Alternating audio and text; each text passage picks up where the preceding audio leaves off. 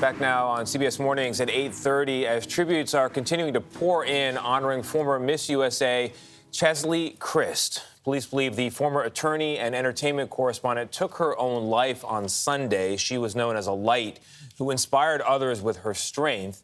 Kryst, a former Miss North Carolina, was crowned Miss USA in 2019 and was known as an advocate for mental health. Her death is fueling a renewed conversation about the importance of talking about mental health. And to help us with that, we're joined now by psychiatrist Dr. Sue Varma. Dr. Varma, thank you for being here. Whenever a famous or public person takes their own life, you start asking, what did you miss? And with Cheslie in particular, no one can come up with anything. And it makes us all wonder, what are people really going through? And when you have a strong friend who you think is fine, how do you reach that person when, from the appearances, everything is fine? Yes. You know, it's so hard, and I think what we really need to do is really keep in close, frequent contact with people. And it's so easy these days, I think, number one, with the pandemic, where we're not socializing in person, and then also because of social media makes us feel as if we know what's going on. And we say, oh, I checked up on them. And I said, what do you mean? I looked on their Instagram, and everything is fine. They're doing a photo shoot, and they're going out with friends. But what we're missing is really deep, vulnerable questions where we ask somebody, how are you really, really doing? Are you okay? And probing questions where there's both sides of us. Each person is involved in emotional disclosure. But why would we ask those questions? To follow what Tony said, the people who were close to Cheslie, those of us who knew her, are really, it's true, racking our brains to say, what did we miss?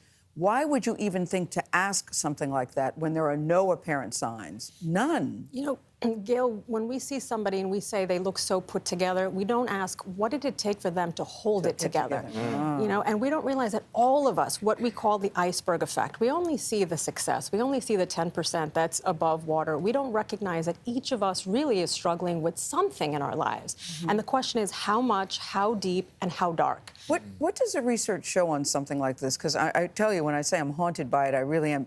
Extra did a beautiful tribute to her last night that just brought many, many feelings as I was watching it. What does the research show when somebody does this out of the clear blue sky? For us, it's so sudden. But does it show that they had been probably planning this for some time? Yes. Now, when we look at risk factors of suicide, usually we're talking about somebody who has a history of depression. Now, there's something called high-functioning depression, where it's not your typical person can't get out of bed or is not functioning, not showing up to work. They're showing up, but it's at such a large cost. So you have this history of depression where they might feel worthless or guilty. They might be ruminating, but they're not sharing it with you. And then there might be a trigger. There might be something acute that happens, and then they make an impulsive decision. So the planning has been there. It's sort of like brewing, and then it's like some catalyst happens, and there's an impulsive reaction to that. My heart goes out to her family, close friends. Absolutely. In this time. What do you say to them? How do they heal? Because this is something that they're going to have to really grapple with emotionally the rest of their lives. Yeah, I keep thinking about her mother and her family, her siblings, her mom, her stepdad, her father, And she had a lot of siblings. And she had 5 siblings, You know, it's so painful because we're going to go through different stages of grief, and anytime we lose a loved one, there's grief. But this is even more complicated because you're talking about a young person, beautiful, inspirational, mental health advocate, role model for the community. A person of color. And this really touches me deeply because as a psychiatrist in the work that I do, I always ask myself, what could I have done differently, right? Just in general. And even as a friend, as a daughter, I ask myself.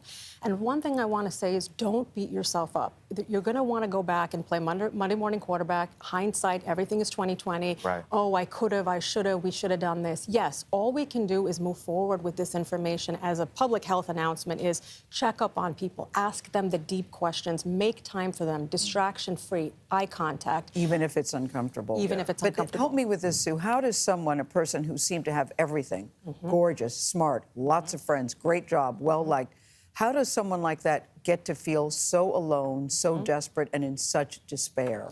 You hit it on the head, Gayle, when you said alone. We are dealing with an epidemic of loneliness, and that was before the pandemic. Loneliness has nothing to do with the number of people that you're surrounded by. It has to do with the quality of connection. Do you feel understood? And I think the more famous you get, it becomes harder to feel safe. It feels harder to understand because you don't know who's got your back.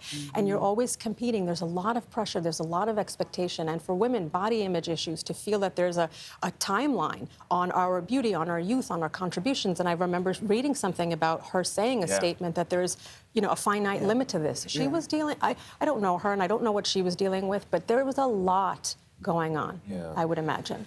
But there is a cure in those deep, undistracted, eye contact conversations with people in your life. A text message doesn't cut it for a conversation like this. Dr. Sue Varma, thank you very much. Thank you. If you or someone you know is seeking mental health resources now, you can call the National Alliance on Mental Health helpline at 1-800-950-6264. And if you're in a crisis right now, you can text NAMI, N-A-M-I, to 741-741.